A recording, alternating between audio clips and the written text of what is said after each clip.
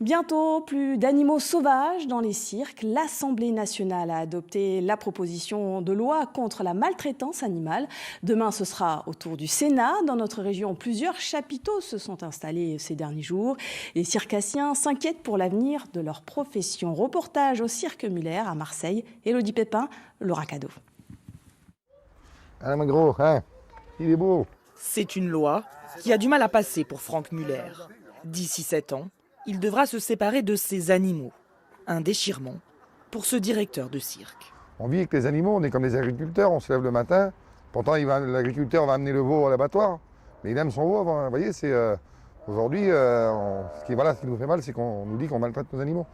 Ça nous fait vraiment mal. C'est comme si demain, on va dire, vous frappez votre enfant, c'est pareil. Le gouvernement a annoncé une enveloppe de 8 millions d'euros pour accompagner la reconversion des professionnels. Mais Franck n'y croit pas. Il nous propose de nous prendre en charge, mais on sait que ce ne sera pas vrai. Parce que pendant 10 mois, on a, sur 14 mois ou 15 mois, on n'a eu que 2 mois d'aide. Pendant le Covid. Au-delà du devenir de leur profession, tous s'inquiètent aussi pour leurs animaux. On interpelle l'opinion publique, parce que le gouvernement ne veut pas entendre, de la situation qui se passe aujourd'hui. Qu'est-ce qu'on fait de nos animaux? Est-ce qu'on doit les euthanasier? Qu'est-ce qu'on doit faire de ces animaux? Et puis nous, de quoi on va vivre? Si les professionnels du cirque se sentent aujourd'hui coincés, les associations qui se sont battues depuis des années pour faire voter cette loi ont du mal à comprendre leur réticence. Il y a une partie de la profession des cirques traditionnels qui ont déjà amorcé cette transition.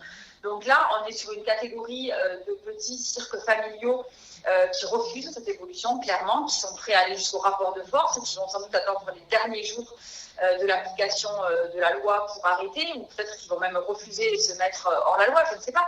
Ce lundi, les professionnels du cirque se mobilisent pour protester contre cette loi.